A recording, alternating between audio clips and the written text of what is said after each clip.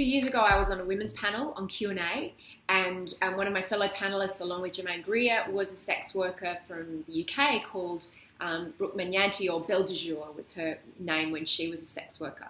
She worked as a sex worker, and she was talking about this on the panel for about 2 years, and she used it to pay her way through university. She's now a scientist.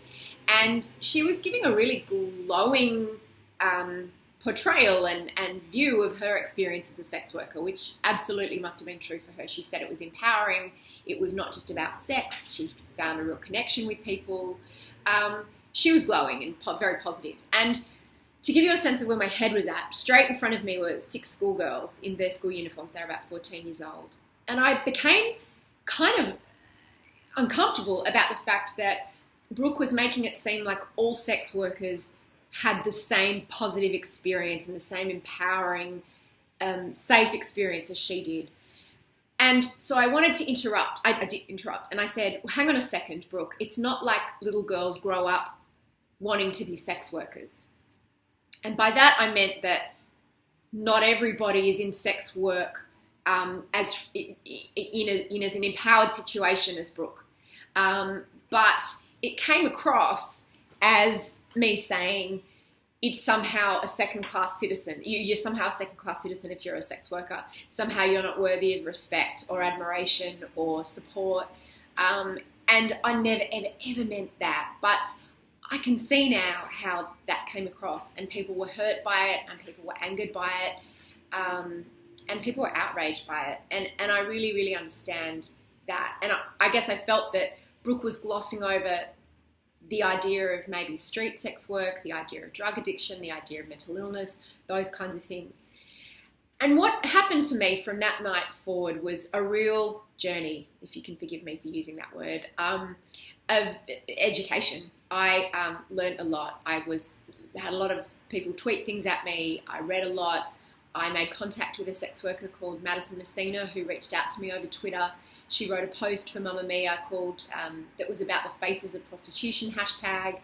I looked at a lot of faces of prostitution. I learnt so much. I learnt that the word prostitution is really vexed, and it's a word I used on the Q&A panel, and I understand that it's a word. Prostitute and prostitution is a word that you can use if you're part of the sex working community, but if you're not, it often has derogatory connotations, and that it's much better to use the term sex worker.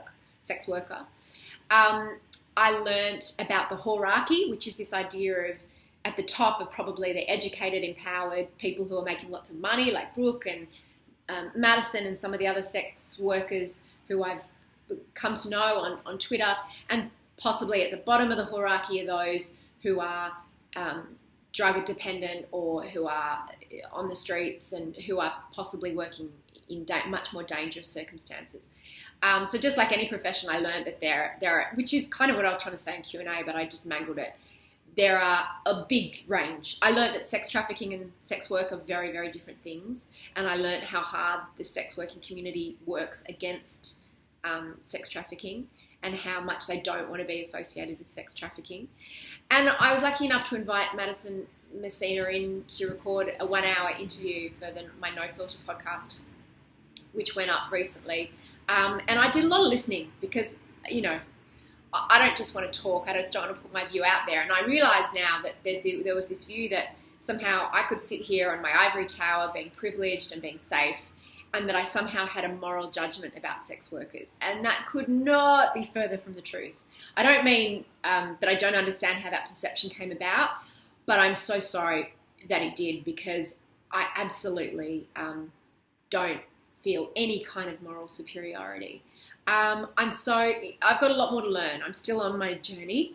I want to learn more about decriminalisation and the importance of that.